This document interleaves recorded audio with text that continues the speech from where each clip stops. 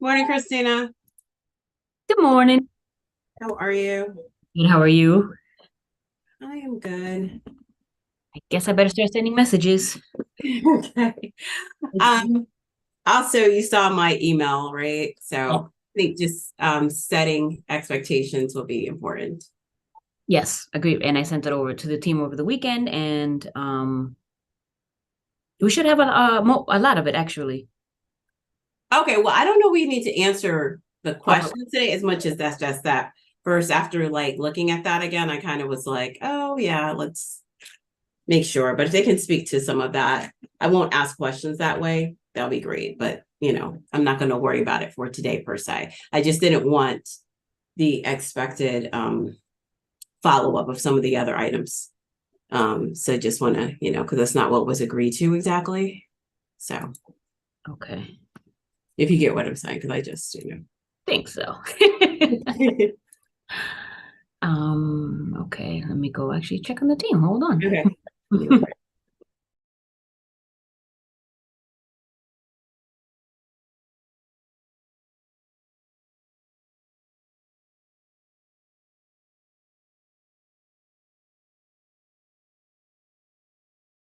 Good morning. Morning. Christina was just going to go double check on some other folks. Great.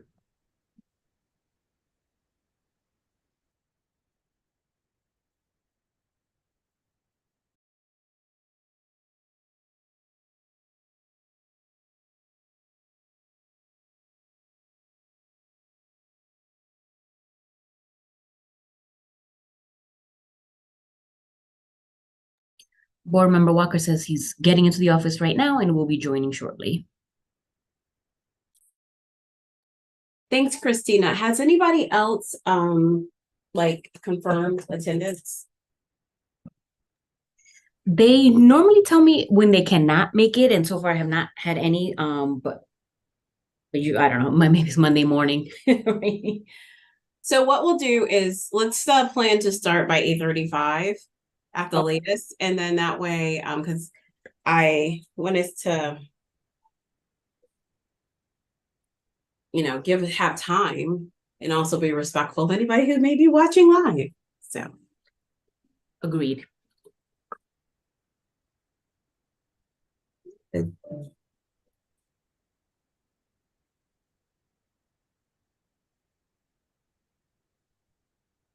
Sending my messages.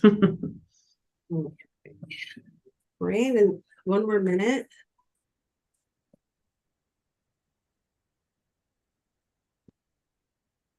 Do we have the team though for the contract though, Christina? I actually don't. Well, Paul, I don't know. Excuse me, Chief Foster, if you are able to speak to it. All's good. I believe Corinne is joining. Yeah, she Um, should be. I just don't see her on yet. Okay. either. Don't you love these Monday morning meetings? It was rainy too, so I'm sure. I know. I know. Yeah. I know that's how I felt. So, um, okay. Hey Phil, we're gonna start in one more minute, and well, it's about the time now. Actually, it's 8:35. But I don't think that folks are. So let's go ahead. We're gonna go ahead and start, and we're gonna do the updates and reports first, Deputy Superintendent, and then with maybe the financial results, and maybe hopefully by that point, we'll be able to go back up to the contract. So Christina, you all good? Yes. So we'll be doing the monthly, correct? Yeah, we're gonna do. Yeah, that's exactly correct. Yeah. Let me just screen share. Okay.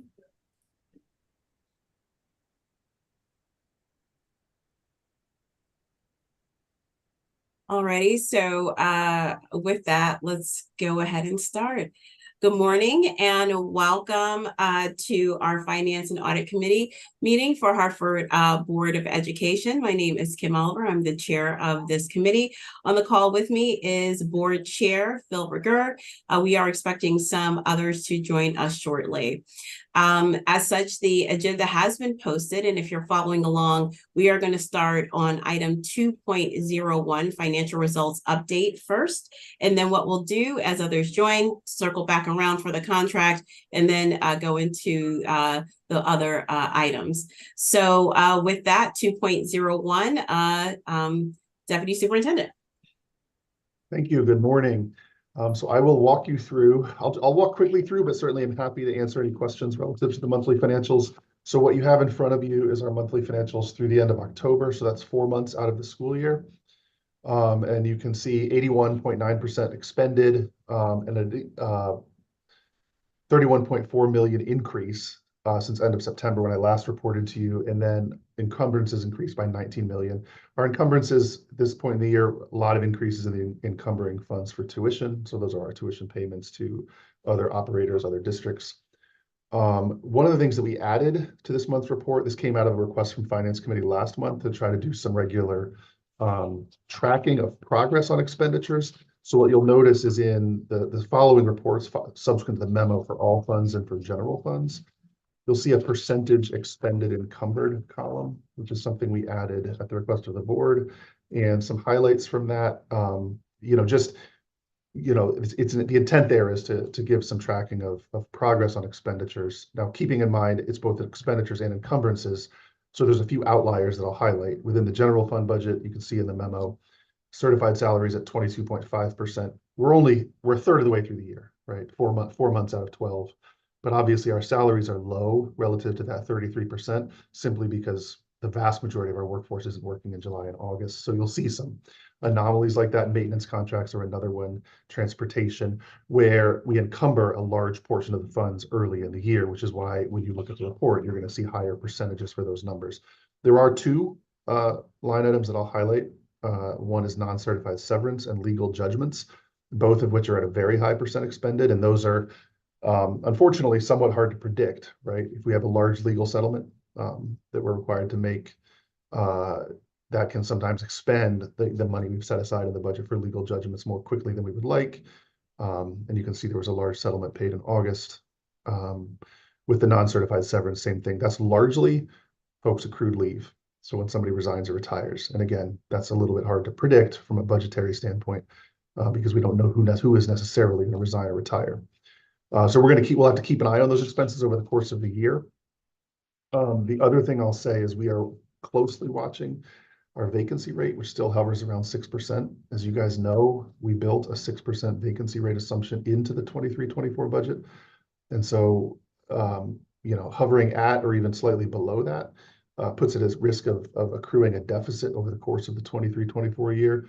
So 2 steps that we've put in place and have communicated to school leaders and department leaders is we're going to be putting in place sweeps of non-salary budget lines. So we have 2 dates that we've published to our managers. One is January 15th. We will sweep budgeted amounts in excess, remaining unencumbered budgeted amounts in excess of 50% of a budgeted line. And on March 15th, we're going to sweep budgeted amounts in excess of 20%. And the reason for that, right, the budget for 23-24 is meant to support students in 23-24. So if we're just holding money and not encumbering it, not spending it, it's not actually going to the benefit of kids, but it also just allows us to recoup money that isn't needed over the course of the year in the event that we're accruing a deficit. So if we move then to the next memo, which is the update on our ESSER expenditures. You have all the backup here for the all funds, general funds, and special funds. Relative to the COVID relief grant spending, we talked about this last month. We fully expended our ESSER 2 grant. I should say we spent 99.998% of our ESSER 2 grant by the deadline of September 30th. So now what remains is the ARP ESSER 3 grant.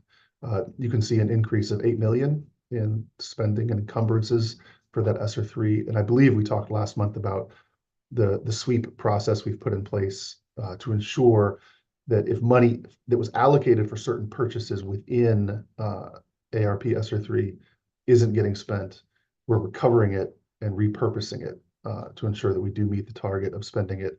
The deadline, as you can see, is obviously still September 30th, 24. Our spending plan has always been to spend it down by June 30th. But we may have some that we spend in that June to September window. So why don't I pause there and see if there are questions? Thank you, Deputy Superintendent. Also like to acknowledge Mr. Walker, also our colleague on the board, has joined us as well. Good morning. Any questions regarding the financial results update?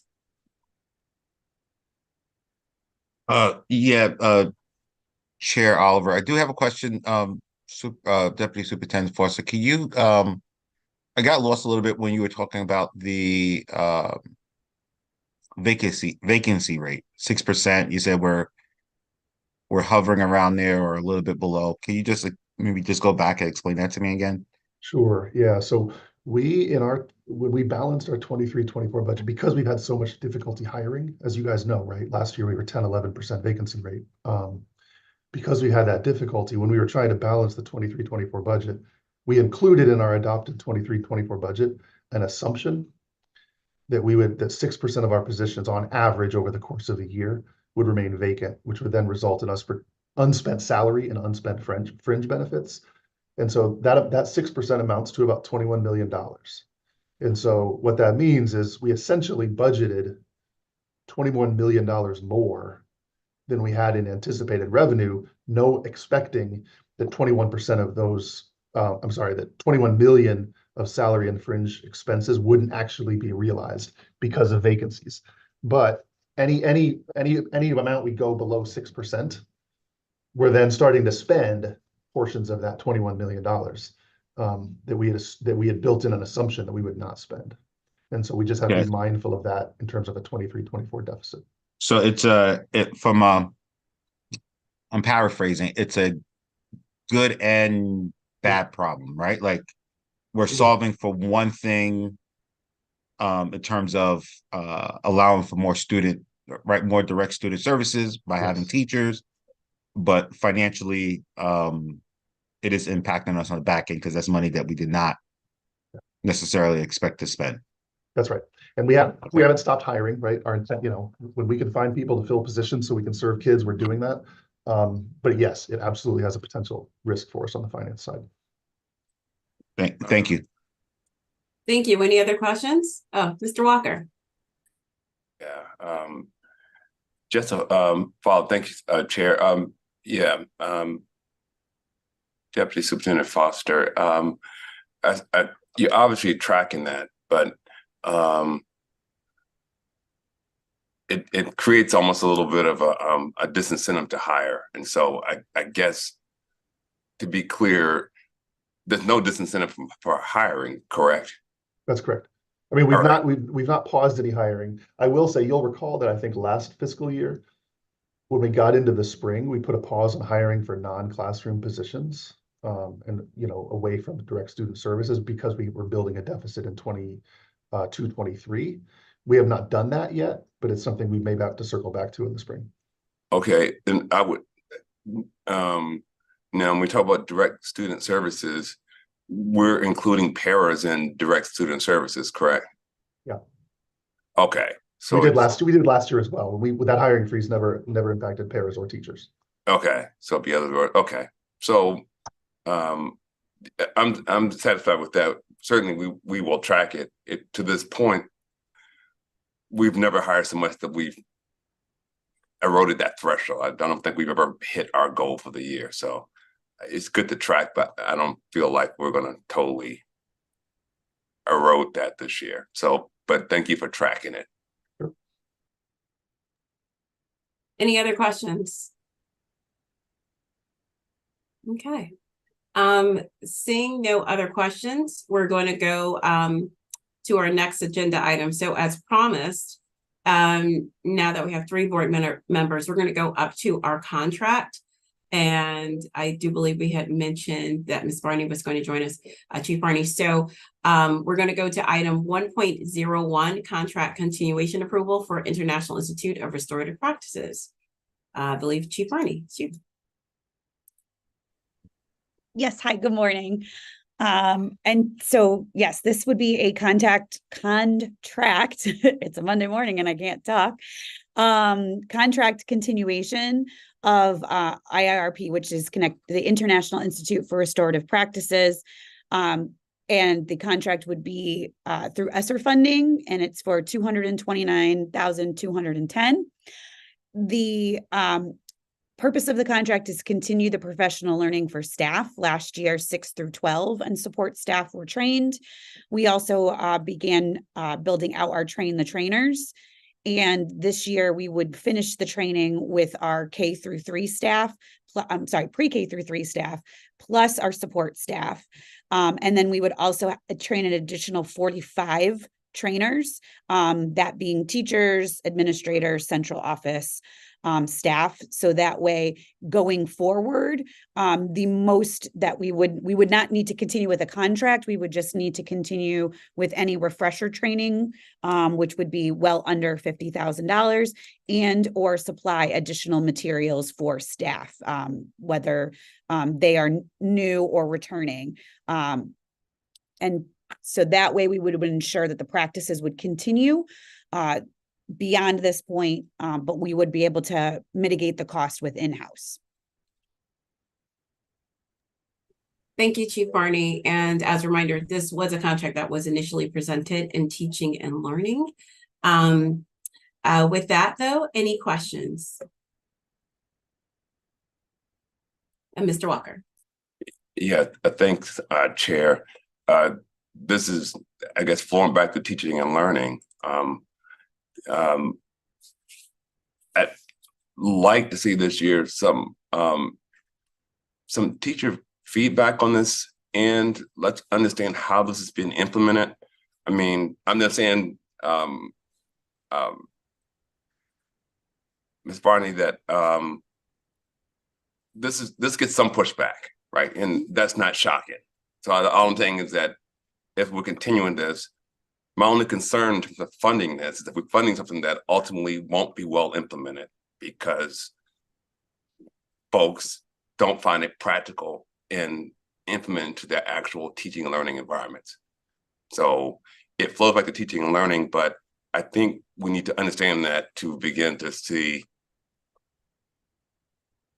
how this is going to work out, right? Yep. Yes.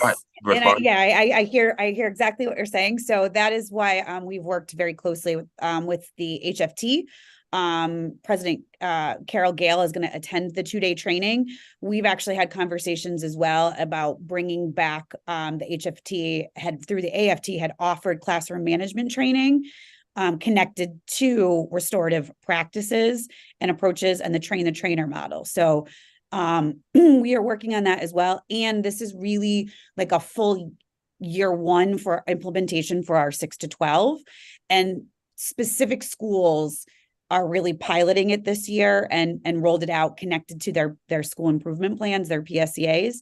Then next year we would have our like K through 3. So that's where we would really start to dive in through the train the trainer model to support and build capacity around staff. Because to your point, Board Member Walker, we need to support, teachers with understanding the practices.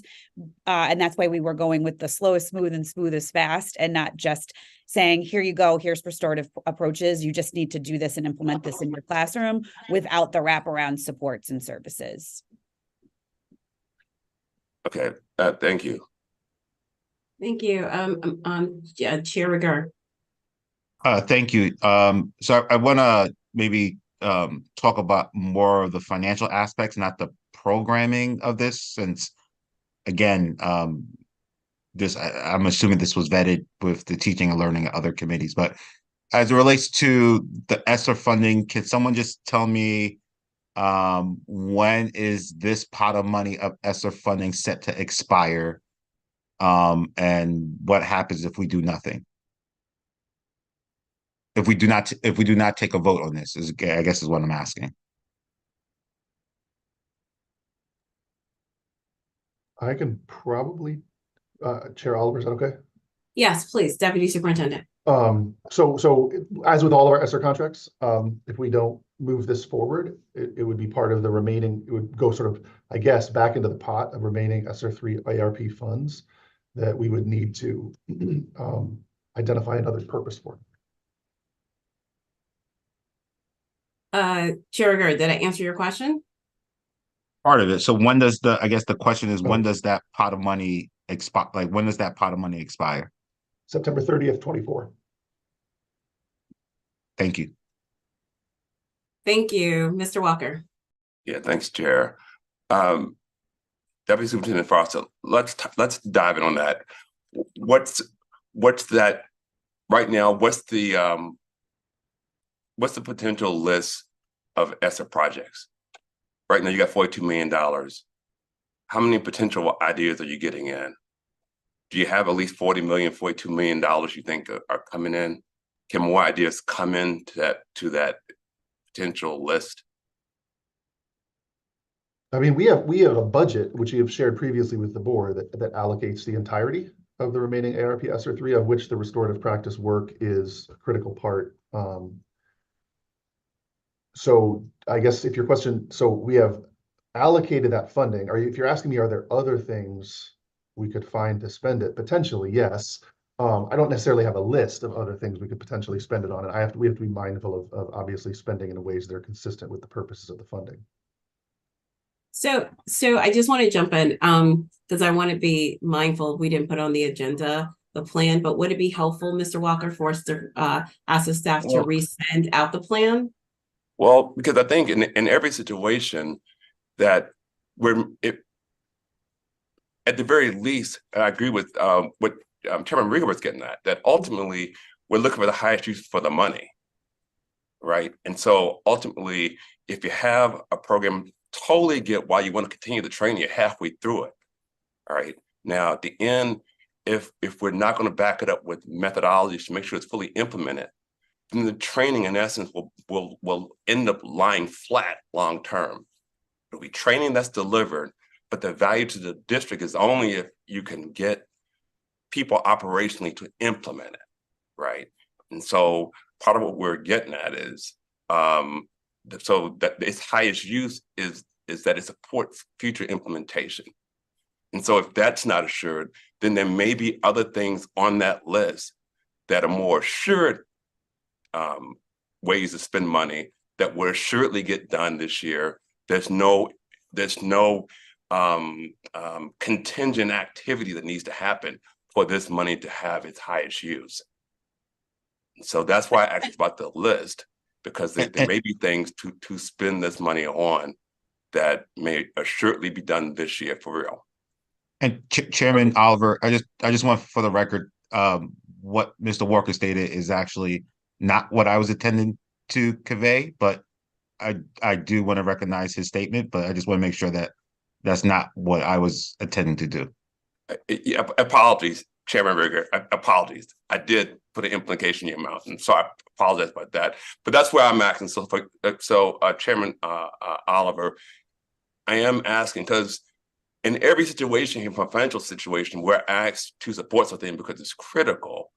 And so if we're hearing other things to say, yeah, but then I do think belongs in teaching and learning, but here from a financial standpoint, if I hear something that challenges the value of the spend, then that should be elevated here. And then to look at that list to see if this thing still remains critical or if it sinks down. Now, I think Ms. Barney brought in some other activities that they're going to do that I think supports this, the value of this, because it sounds like she's just not going to do the training. She has some pilot programs. And so part of hearing that makes me feel better about the spend because they're already anticipating how to get the implementation to occur. Understood. Thank you, Mr. Walker. Ms. Santiago, I have a recommendation.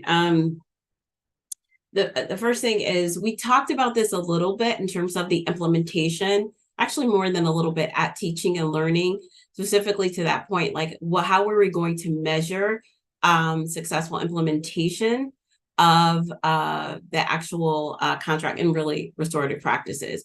And I realized that Ms. Santiago, you're furiously getting through, trying to get through notes, et cetera. Is there any way that we could share that answer with all board members.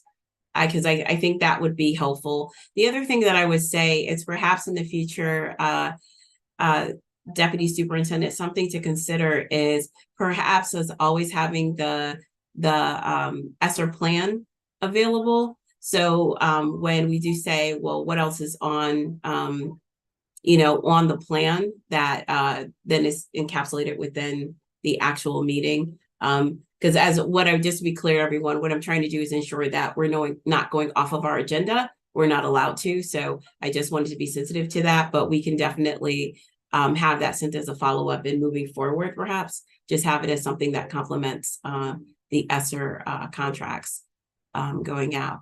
Also, I would like to welcome Reverend Johnson, our other board member, as well to our meeting. Good morning. Are there any other questions on this contract?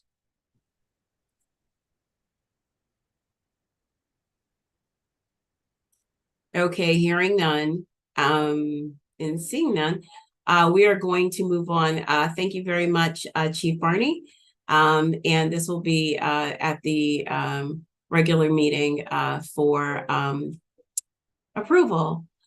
So now we're going to move on to, we've done our financial results update already. So we are now on item 2.02, discussion of budget priorities.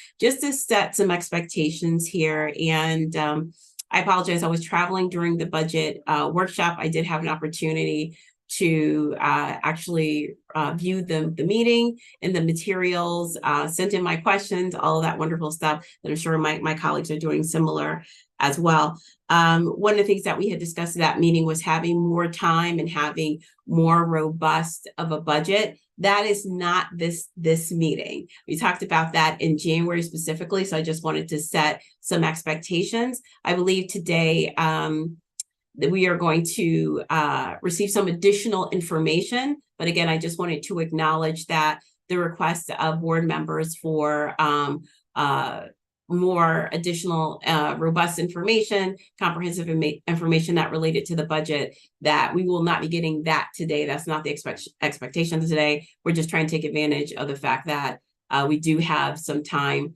on the agenda that we can talk through more information on the budget. So more today, but more coming next month. Hopefully I'm being a little bit clear there. So with that, I'm going to hand it over to Deputy Superintendent Foster. Great, thank you. And Christina, do you have the slides? Great. So what I'm going to do is and thanks for that context, because we are, this is a very much a moving target. And one of the things I think we shared last Tuesday at the workshop meeting is that we brought you some early numbers, probably earlier than we have in previous years. And that's because with the ending of COVID relief funding, it feels really important to, we have some particular challenges this year in terms of making strategic choices about what we continue and what doesn't continue as our COVID relief funding expires. And so that's why we brought it last Tuesday. But I want to be really upfront, and I think we tried to be upfront about this last week, that this early in the budget process, things are pretty fluid. And so what I'm going to do is, we shared this on last Tuesday, that we have been going out trying to engage with different stakeholders. We've met with union leadership twice. We've met with our principals. We've met with assistant principals. We've met with SGCs. That process is going to continue through the next several months of just engaging widely to hear from folks' perspectives on priorities, but perspectives on how we focus our resources on best meeting the needs of our young people. And so we really wanted, because we have this finance committee, because we've heard the ask over the last couple finance committee meetings to have more dialogue with the board.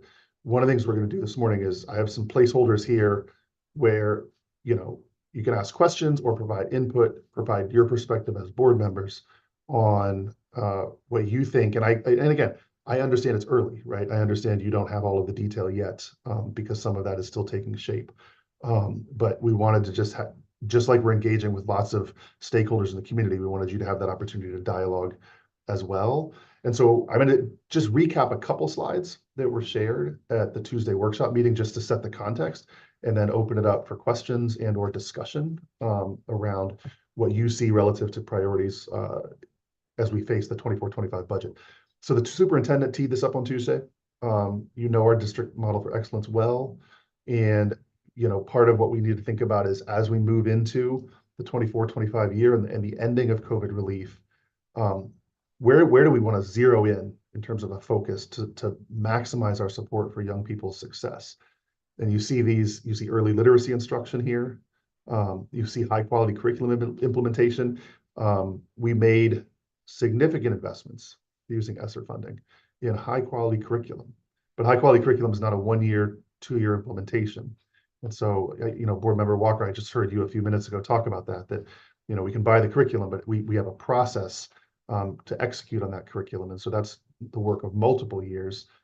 And then continuing the work that's been focused on student engagement, focused on attendance, focused on making school, the innovation work that started to try to rethink how we do school to deepen the engagement of students. And of course, with COVID money going away, financial sustainability. So those were kind of key priorities that the superintendent teed up on Tuesday.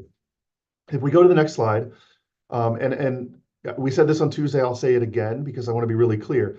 This is high level, first pass at numbers relative to both revenue and expenditures. I want to be clear what it is and isn't. So the revenue, that's projecting relatively flat revenue. So one of the questions that did surface last week is, wait a minute, there was some legislative action.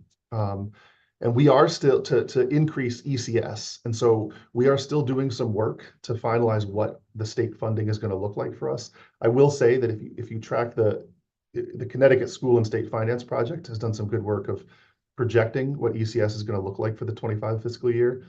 And the difference in school and state finances projection for Hartford's ECS from the 24 fiscal year to the 25 fiscal year is about $5 million. And so there's potentially some additional revenue. So what we shared last Tuesday was really projecting flat revenue moving forward because we're still working through the specific details of the projection for 25.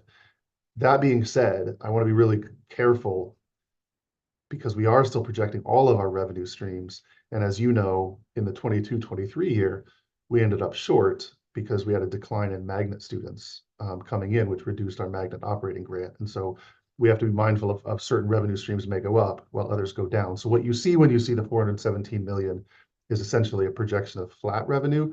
So we will come back to you, and when we come back to you in January, we hope to have a clearer picture.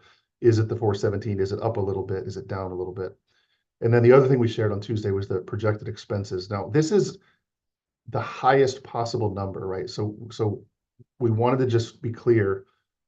If we tried to do everything in 24-25 that we are doing in 23-20, we know we're not going to be able to do that, right? We know that COVID relief funding is going away, but we wanted to just be clear with you as the board, the cost of what we are currently doing.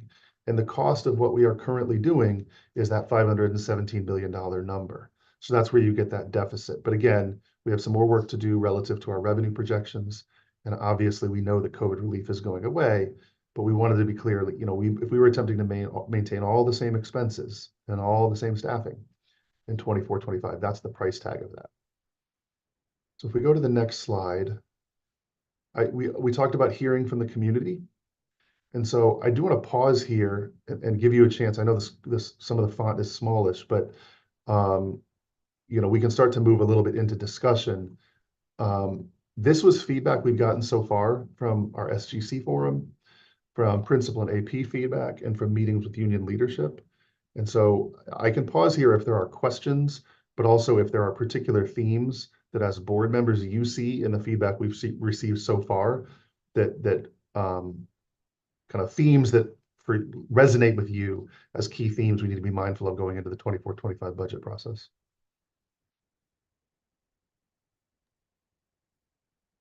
So Deputy Superintendent, do we want to take a moment for us to read the slide and then, okay, thank you. Yep.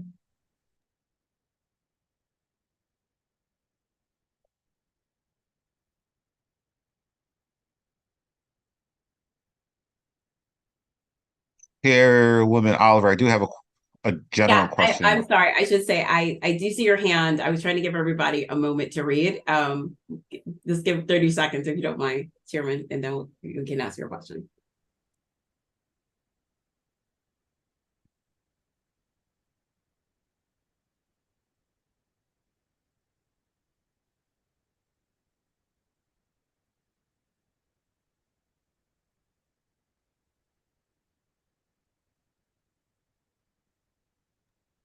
I probably should have played the Jeopardy music or something because I don't know. I'm not good at the seconds. Chairman Rigger, go ahead. Yeah, so my question, Mr. Forster, I sent you an email, I believe last week, regarding the additional $150 million that the state had approved for a few districts. So I guess my question is, as we're looking through this budget process, out of that 150 million, how much of that was allocated to Hartford Public Schools, and where exactly does that show up in our budget going forward? Yeah, thank you for that question. So my understanding is that funding was relative to an acceleration of the ECS phase-in. And I'm still trying to make sure that's the entirety of that 150. And if there's other funding streams, that's where I'm saying we're still trying to get a clear handle on our total revenue projection for next year. But that's the money where in FY24, our ECS contribution from the state is $215.9 million. And in FY25, it's projected to be 220.6, really, well, sorry, 220.7 with rounding. And so that's about a $5 million increase in ECS. If the 150 is entirely kind of in the ECS phase, and I believe that's the increase for Hartford from that money. But again, I really do need to dig it a little more deeply and to make sure there's not other kind of funding streams coming to Hartford besides the ECS that are reflected in that 150. Because my understanding is that was entirely going towards the ECS. But again, 5 million of the 150 feels smallish relative to the total. And so I want to make sure that's correct. Thank you. Thank you, Mr. Walker.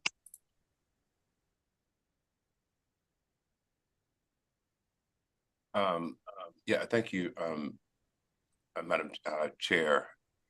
I'm going to give reflections here because the question seemed to be about the themes you're currently seeing. Even though I haven't screamed about it, I've been very interested in floating to the district to reduce our school day too. Now that I realize a lot of districts have a slightly shortened school day compared to Hartford, it did strike me like that's almost a low-hanging fruit thing, where I don't think anybody's screaming if we just shorten our day back to where everyone else is, and recognizing whatever modest savings we get from that. The thing that I don't see that I did want to elevate is prioritizing special ed spend. The district seems to get a significant number of young people in that category, and I just want to make sure that has some priority, or at least some focus of what we're going to do about it, because I don't see it here as an area of priority or focus.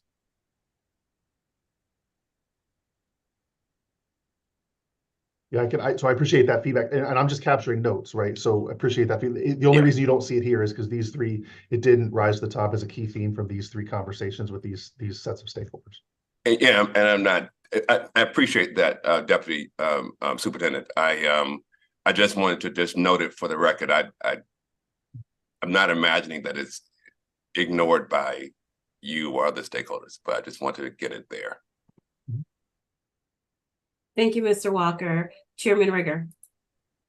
Yeah, I thank you, Chairwoman Oliver. I just want to comment on Mr. Walker's last comment. I don't necessarily disagree with what he said regarding school days, but I think as we walk into this budget process, I would be very cautious of using broad statements where we say other school districts. For me, I want to know exactly which school districts are we're talking about here, right? So I want us to move away from these broad other school districts. I want to know exactly which school districts or which schools or which communities are doing this.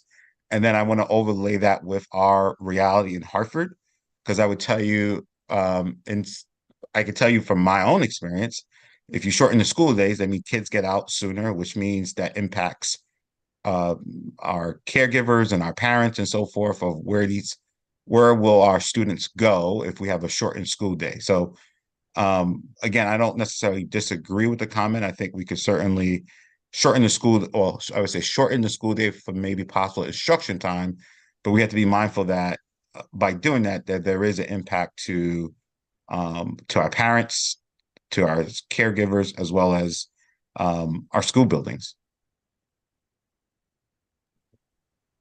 Thank you, Chairman Rigger. Any other comments or questions? And also just want to check in with Reverend Johnson. Yeah, I mean, no questions at this particular point. I'm hearing the feedback from Board Member Rigger and Board Member Walker, and just taking it all in. This is a lot to think about, and I'm just really in discernment right now on just some solutions. So just I have nothing to offer the conversation at this particular moment. Thank you. I don't have any other comments as well, just taking it in. So turning back over to you, Deputy Superintendent. Great, thank you. And my next several slides, we can go to the next slide. My next several slides just have similar little prompts, and the idea here is just, we can take as much or as little time as you want in terms of if there are thoughts on the sort of the question you see on the slide, if there are questions for me or questions for our finance team that we can answer. And go ahead, Christina, you can click through. There's a bunch of animations on this slide. But, for this one, we had shared this on Tuesday, and this is showing again, and again, I want to be really clear, right? It's showing our current projection of revenue, our current, our estimation of this is the total cost of doing everything in 24-25 that we're doing in 23-24. What we did on this slide on Tuesday is we highlighted a few things that you see on the right. And some of these we were trying to give you a picture and give the community a picture of the total cost of what we're doing in 23-24, which was inclusive of some one-time things, right? So that's an easy solve when you think of some of the one-time expenditures like security camera upgrades or curriculum purchases that were one-time. But then there's other things that you see on here that are harder decisions. And so we just wanted to give you space if there were questions about any of these or feedback on any of these, just wanted to give some space for that.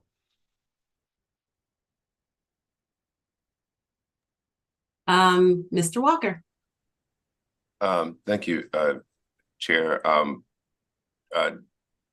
Deputy Superintendent Foster, I appreciate the slide. It's really illuminary. I would share Pastor Johnson's perspective that there's still information I need to digest. So I'm not trying to give a definitive answer.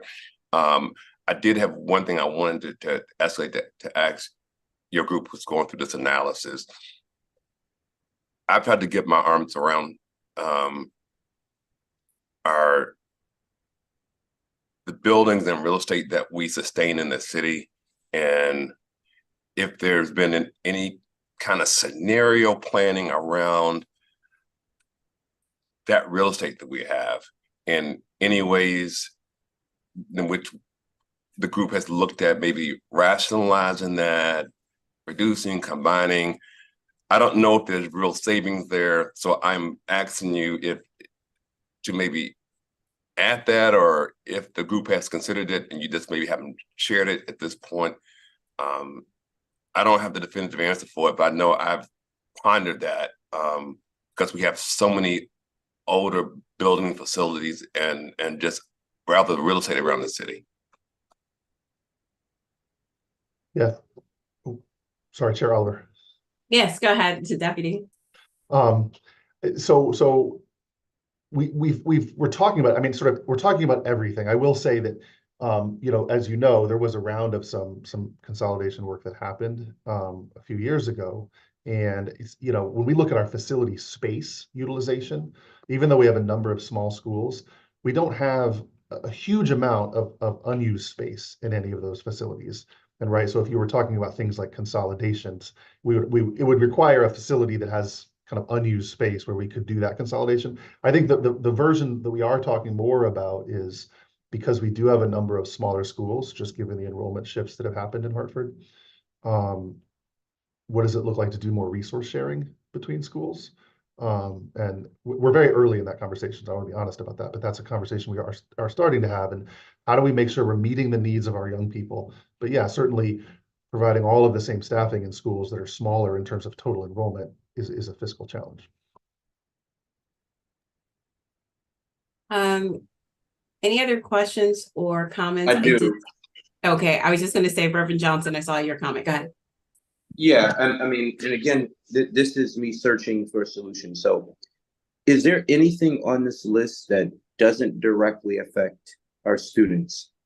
Right? Because if we're going to start chopping and taking things away, you know, is there a few things on this list that doesn't directly impact the teaching and learning and the quality of learning for our students? And if it is, what is it? It's a very hard question to answer, and because I guess the short answer is no. And part of the reason I say that there isn't anything on here that doesn't directly impact kids is because you guys know this better than even I do. This is not like the first year where we've had to contemplate budget cuts, right? We've been contemplating different kinds of budget cuts over multiple years, and there's a point at which, right, there's not necessarily a lot that isn't directly impacting. I mean, there's things on here that you could point to that feel like less of a straight line, right? And so an example that's obvious for me is spending at central office, right? That's not a straight line. I sit in central office. I'm not in a classroom with kids all day. Our talent management, I'll use our Office of Talent Management as an example, right? They're not in a classroom with kids all day, but they are critical to the direct service of kids, right? Because they're making sure we have certified teachers and we have paraeducators and all of the staff that are directly serving kids. So I'm sorry for not, I wish I could give you an answer and say, here's an expenditure in our budget that doesn't directly serve kids, but there aren't any. It's really a matter of prioritizing among them.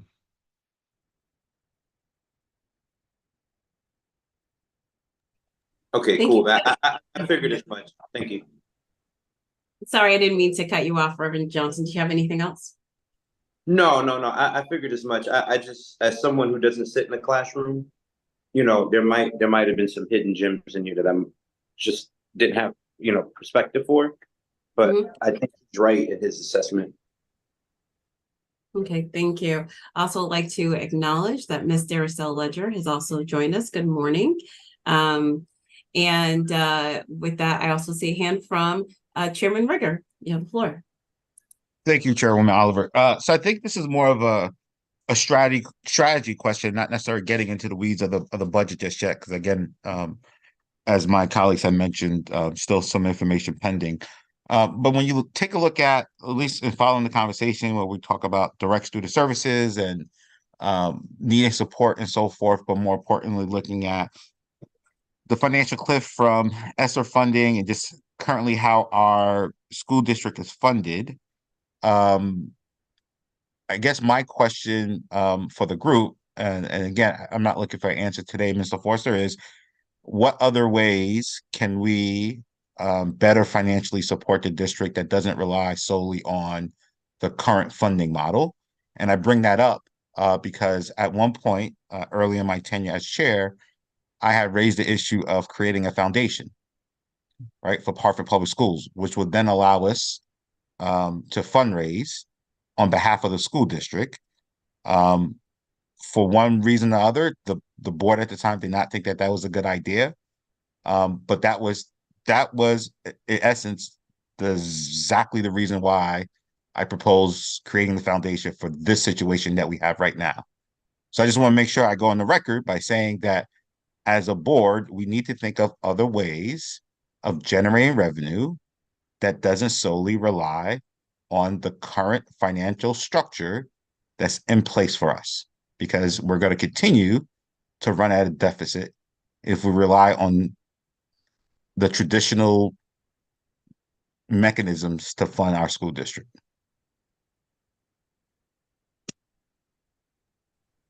Thank you. Thank you, Chairman Rigger. Mr. Walker. Yeah, thanks, Madam Chair. wanted to add to Chairman Riga's point, because I agree it's come up before, and on the face of it, I like the idea too of a foundation.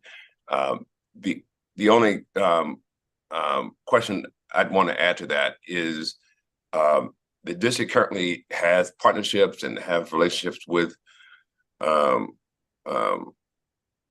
corporations and other institutions within the community and state, and so I'd like to see Chairman Rigger's foundation idea kind of examine, considering the implication of our existing relationship. So I'd rather not rob Peter to pay Paul, but if there's a way that we can grow that foundation organically, that's all I wanted to add on. That let's have this foundation idea kind of float out, and with an eye towards our existing relationships, and to somehow make sure we can sustain those as well as build on this foundation idea. That's my only additional comment to it. Thank you, Mr. Walker. Any other comments or questions for this slide? All right, Deputy Superintendent, you may continue. Great. And the next slide is just another one that we shared some of this information with you on Tuesday. These are examples of non-personnel sort of programmatic expenditures that we've been using ESSER for, and just putting it out there. If there, and again, I hear you loud and clear, right? There is in lots of places more information that's needed before you can really kind of lean in and answer some of these questions, or share your priorities in some of these questions. But this is just a set of programs, I should say, that are partially or fully funded through ESSER. And so the conversation that we're having internally and that we're trying to engage our external stakeholders on is, among these, are there ones that we would prioritize? And the caveat has to be, to prioritize these, it means to cut something else, right? Like if we take something that was ESSER funded and decide to move it into the regular budget in 24-25, that means something else in the regular budget has to give. And so I'll be quiet, and if there are any questions on these or thoughts on these, I'm happy to capture notes. Again, open to anyone for questions, comments.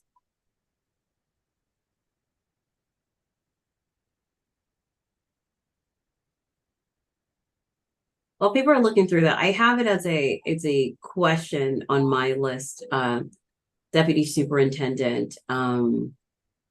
There's a lot of work that was done regarding our high school redesign, which I know the team has been very proud of, and that we've been able to see some progress from. And when I see components here, and also feel free to correct me if that's incorrect way to take it, the 9th grade academy, some of the career pathways pieces, I believe you could argue mentorship, mentoring, and perhaps even a little bit of the extended learning. I do get concerned, because that would be at best, I think, diluting the design of the high school redesign, if not dismantling it. When we initially, and I'm saying collectively there, when the superintendent and team was thinking this through and pulling this together, it was pre-pandemic. We had to pause and stop, like a lot of districts, because of what was happening during the pandemic. But where I'm going with this is when we see these numbers here, is that the total amount? So like when you say, hey, we have to think about, what do we potentially, this is just me speaking, what are we giving up to place this here, et cetera? Is that the entire piece of the model, or I shouldn't have used the word piece there. Is that the entire component, or is it a piece of it? So perhaps it wouldn't be as robust as we would hope, but we need to pull back, but something would still exist in that space. And it's okay if you need more time to respond to that. I'm just wondering. No, it's a great question. I appreciate it. And I can walk through each of these and give you a quick answer on each of those. So external coaching, a lot of that is coaches who come into schools to support coaching around data cycles and using formative data. That is pretty much entirely that. This is all of that coaching. Now, does that mean data cycles would end? No, right? That's a best practice in our schools, and so we would not have the external coaching, but school leaders and our internal coaches could continue to lift that process Alternative education is partially funded through ESSER, but some of the student success centers is funded within school budgets, as is the case with Hope. Attendance incentives, we were able to add those with ESSER, so that is something that isn't funded outside of ESSER. I'm going to do ninth grade academies and career pathways together because you spoke specifically about those. So those are programs running in our comprehensive high schools. What the ESSER funding was paying for was external partners who were supporting and helping us lift those programs. And so those programs could continue, but it does put the burden onto staff who, part of the reason we brought in external partners is because, staff didn't necessarily have the capacity to fully lift those programs without some help.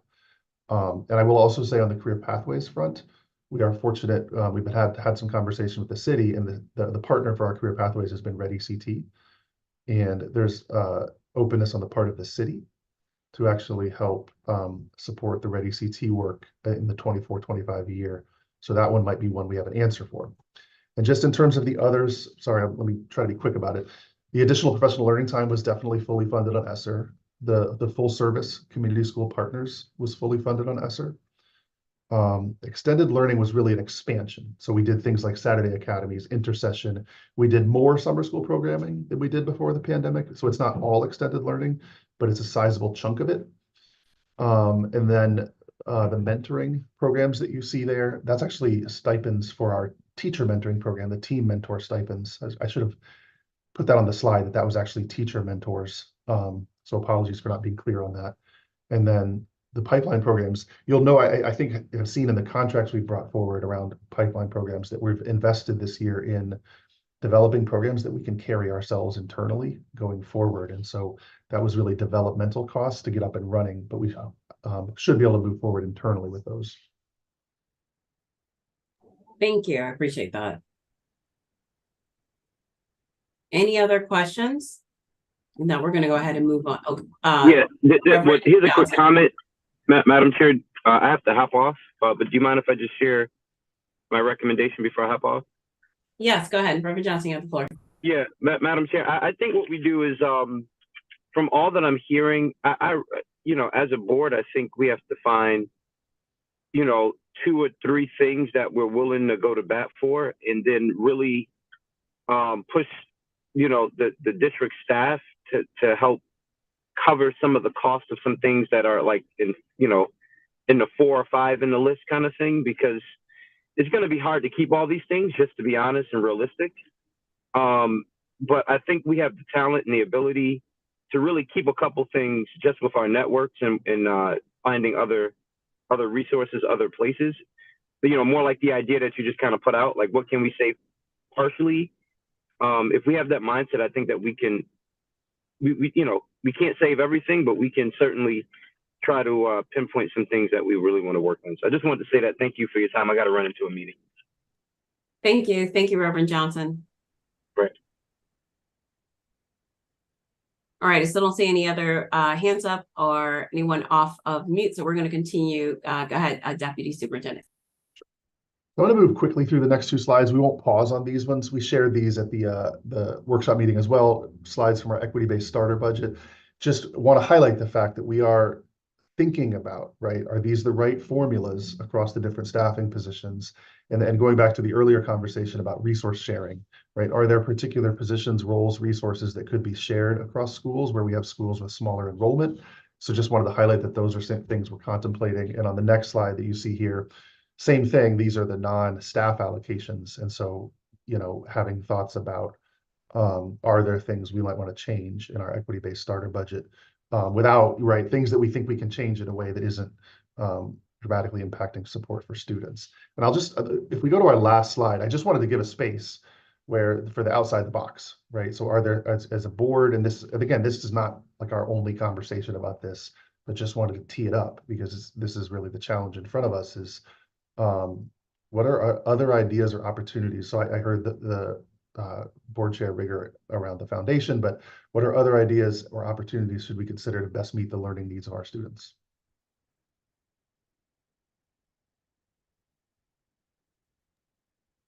Mr. Walker. Thank you, Chair. Deputy Superintendent Foster, what I want to elevate is we have a significant number of staff in education and delivery. I mean, 1,500 plus teachers, several hundred administrative staff, school-based level folks that I totally want to like exhaust pushing all this through them. My sense is if my sense would be that a certain percentage of all these activities, school-based level people can determine and work out things that they potentially could be innovative around and help support in some way. And so I'm suggesting some things may come off the table because our existing base of talent can say we can absorb A, B, and C.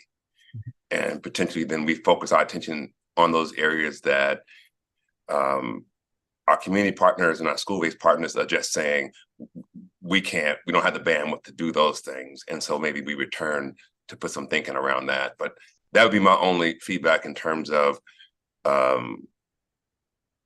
kicking around the ideas of what to leave on and push off the sled and that kind of thing. Thank you, Mr. Walker.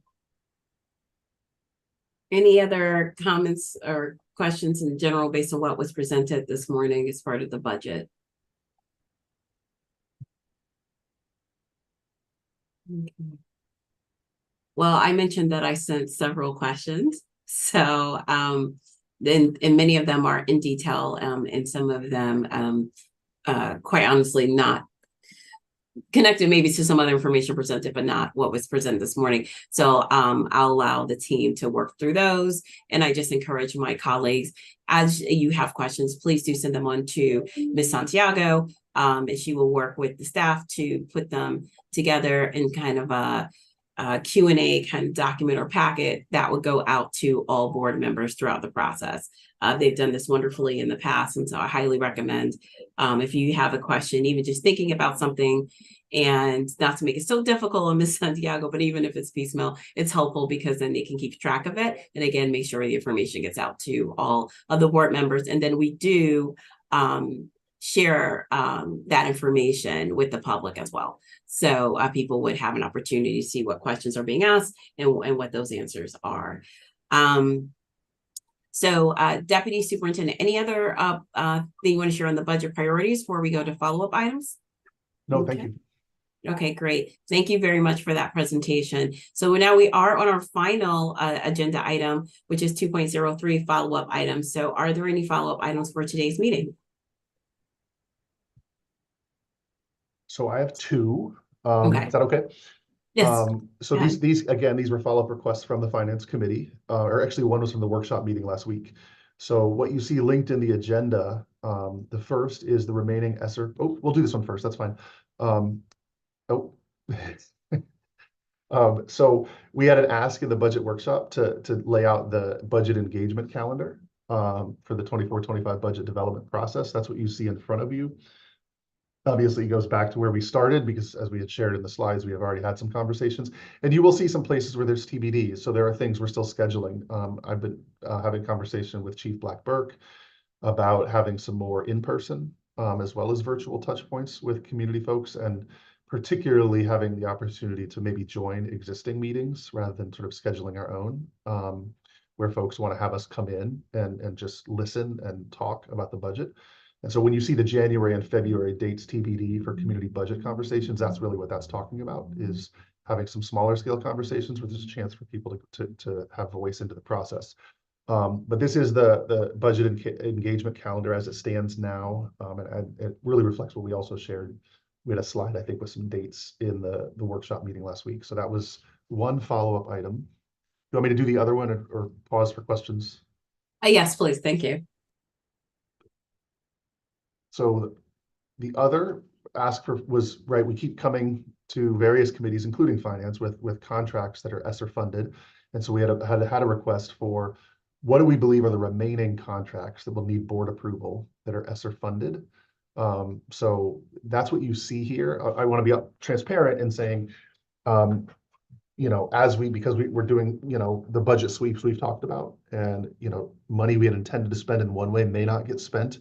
I want to be really clear. Could something come up over the course of this year that we have to bring to you for ESSER spending that is not on this list? Yes, absolutely, something could come up.